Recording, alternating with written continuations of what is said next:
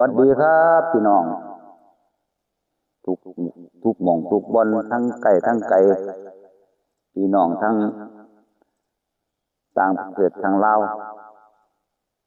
มื้อนี้ก็เปิดช่องตาสิงห์ทองมาก็จะได้พามาเบิ่งหน้าที่ทั้งหน้าไก่เนาะไถไปแล้วสิเป็นจังไดพี่น้องว่าสิได้มาหวานว่าสิมาหวานถ้าฝนตกเบิ่งหญ้าขึ้นพี่น้องหญ้าขึ้นโอ้ยหลายคักไถก่อนหมู่เพราะว่าย้านให้ดินให้หญ้าตุยเนาะพี่น้องให้หญ้าตุยฝนตกมากก็หญ้าก็ขึ้นก็สิได้ไถซ้ำอีกอยู่ดอกพี่น้องได้ใส่ไถซ้ำอีกนี่ดอกก่อนสิหวานปุ่นละหวานอยู่หวานก็สิเบิ่งนำกันครับพี่น้องตามมาเบิ่ง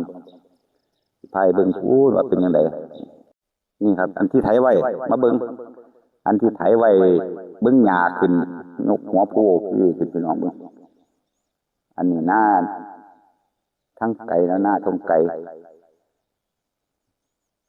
ได้ไถก้อนหมู่นั่นได้ไถก้อนหมู่ยันดินแห้งยันดินแห้งก้อนดินแห้งแล้วก็สิไถบ่ได้พี่น้องอันนี้เขาบ่ทันไถเลยหน้าข้างๆกันเขาบ่ทันไถเลยเพราะว่าเขาบ่อยู่เนาะเจ้าของเขาบ่อยู่ก็เลยบ่ได้ไถอันนี้ก็ไถหุดไว้ก่อนถ้าเฮาไถหุดไว้แล้วเวลาไถ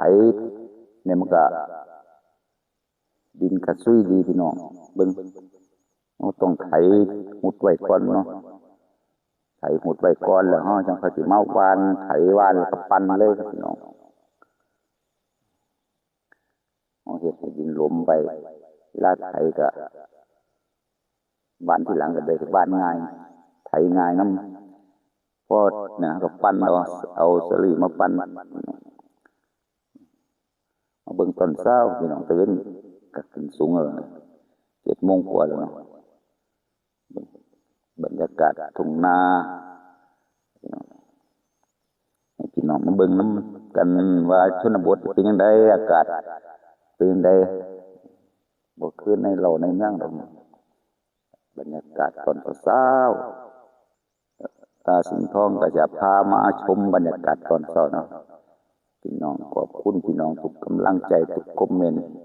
ที่ให้มาติดตามกับช่องตาสิงห์ทองทำเกษตรจังไดก็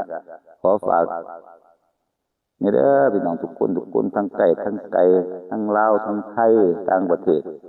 เข้ามาเบิ่งช่องตาสิงห์ทองขอบคุณทุกกำลังใจนะครับพี่น้องที่เข้ามาเบิ่งให้กำลังใจกับช่องตาสิงห์ทองจังไดก็